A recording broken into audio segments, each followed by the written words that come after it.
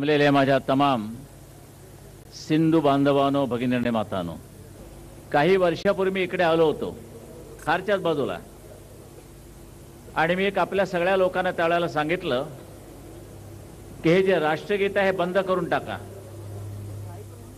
पाहिजे तर वंदे मातरम म्हणा. याचं कारण असं आहे की पंजाब, सिंध, गुजरात, मराठा, सिंधचा पत्ता नसताना गाता कशाला.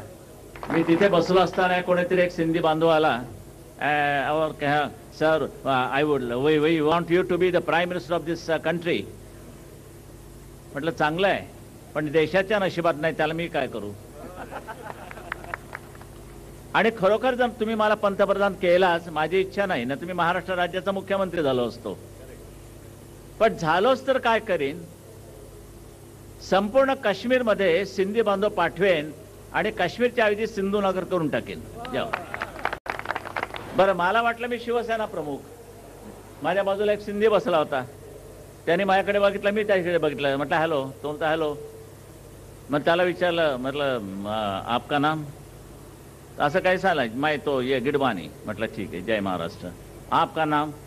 मतलब मैं बाल ठाकरे. क्या करते हैं? मतलब भाई शिवसेना. क्या है वो? मतलब एक दुकान है. He was so happy. एक दुकान म्हटल्यानंतर त्याला वाटलं बिझनेसमॅन आहे. चलो जम गया हमारा. Yes, it is a fact. मला घमेंड होती एक, साला शिवसेना प्रमुख. म्हटलं आज NRI वाला मला ओळखतही नाही, तुम्ही सगळे मला ओळखता. आणि आम्ही सुद्धा हिंदुस्थानचं नाव जर हिंदुस्थान झालं नसतं तर ते सिंधुस्थान झालं असतं, आणि आम्ही इथे सुद्धा सिंधू म्हणून उभे राहिलो असतो.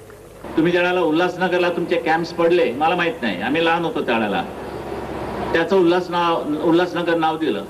मग काही मुठभर सिंधी उभे राहिले, त्याने सांगितलं की नाही, हे उल्हासनगर नाही, हे सिंधू नगर आहे. म्हटलं बाबा असं नका करू, आम्हाला काही प्रेमानं विचाराल की नाही. तुम्ही आमच्या सरकार आता आमचं आलेलं आहे, उल्हासनगरचं सिंधू नगर करण्याकरता मी माझ्या सरकारकडे शिफारस केल्याशिवाय राहणार नाही.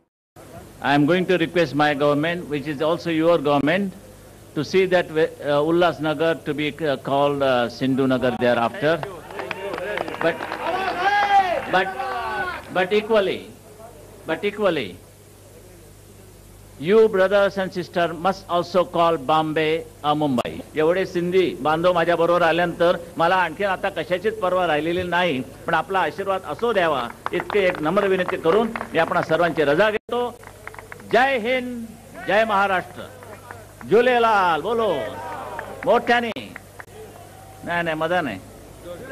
कोण तुम्हाला घाबरणार? एवढी लोक आले त्यामध्ये झुलेलाल क्या है, जरा जोर से कहो झुलेलाल.